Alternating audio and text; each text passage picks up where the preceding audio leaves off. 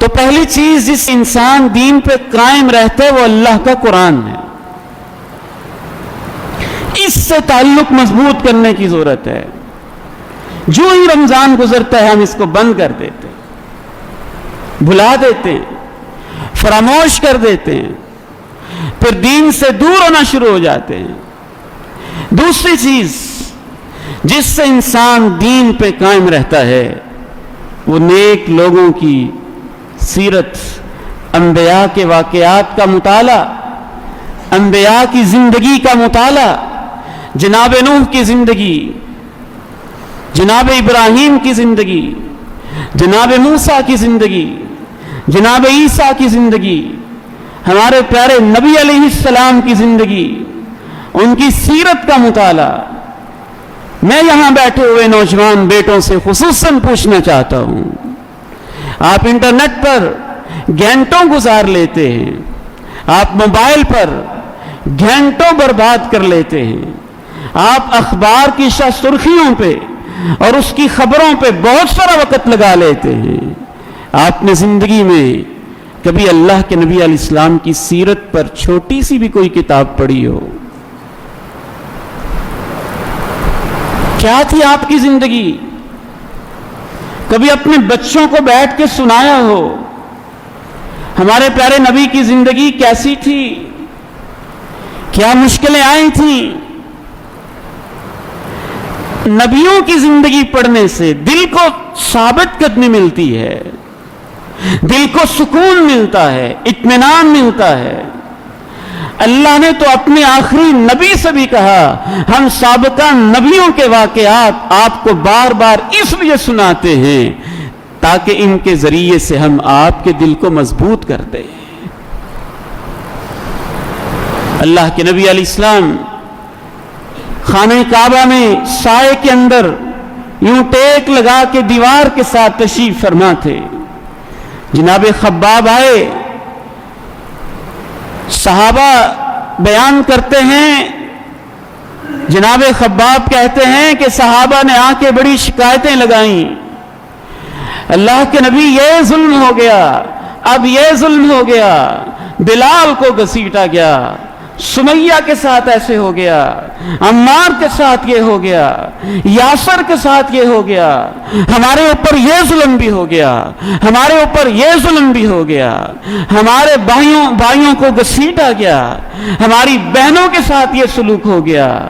کب اللہ کی مدد آئے گی؟ کب ہم کامیاب ہوں گے؟ انسان ہے نا، ہم پریشان ہو جاتے ہیں. جناب خباب کہتے ہیں صحابہ نے جب شکایتیں شکوے پیش کیے، آپ یوں سیدھے تشریف فرما ہوئے، کہا میرے صحابہ ابھی سے گھبرا گئے، تم سے پہلے تو وہ لوگ بھی تھے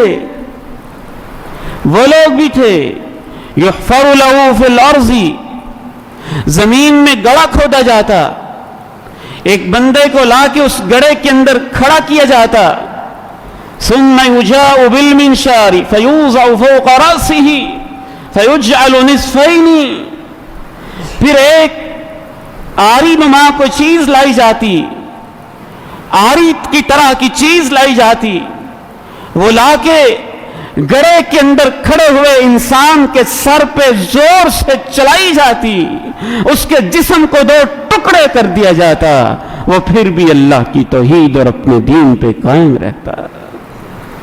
میری صحابہ تم ابھی سے گھبرا گئے، تم سے پہلے تو وہ لوگ بھی تھے یمشط بامشاط الحدید، لوہے کی کنگیاں ان کے جسموں پہ چلائی جاتی اور زور کے ساتھ جب چلائی جاتی ان کے گوشت ابڑ جاتے، ان کی ہڈیاں ننگی ہو جاتی، گوشت ٹکڑے ٹکڑے ہو کے بخیے جیسے ادڑتے ہیں، اس طرح کی کیفیت ہو جاتی. وما يصده ذلك عن دينه، لیکن وہ لوگ پھر بھی اپنے دین پہ قائم رہتے. سابقہ لوگوں کی آپ نے مثالیں دیں. آپ غمزدہ ہیں تو آپ جناب یعقوب کے غم کو یاد کریں نا، کیسے غم کے پہاڑ ٹوٹے تھے. بیٹا آنکھوں سے جدا ہے، جنہوں نے حوصلہ دینا ہے وہ بیٹے اتنے ظالم ہو گئے ہیں، ان سے کہتے ہیں یا بنی یذهبوا فتحسسوا، بیٹا جاؤ میرے بیٹے کو تلاش تو کرو، میرے یوسف کو ڈھونڈو تو صحیح۔ وہ آگے سے جواب دیتے ہیں بابا جی آپ یوسف کو یاد کرتے کرتے مر کھپ جائیں گے، یوسف کہاں سے ملتا ہے؟ انما اشکو بثی وحزنی اللہ، جناب یعقوب کہتے ہیں میں اپنا غم اپنا دکھ اللہ کے سپرد کرتا ہوں۔ ان واقعات کو پڑھنے سے حوصلے ملتے ہیں، انسان کے اندر استقامت کا جذبہ پیدا ہوتا ہے۔ انبیاء کے واقعات، صحابہ کے واقعات، اولیاء کے واقعات، صالحین کے واقعات، نیک لوگوں کے واقعات۔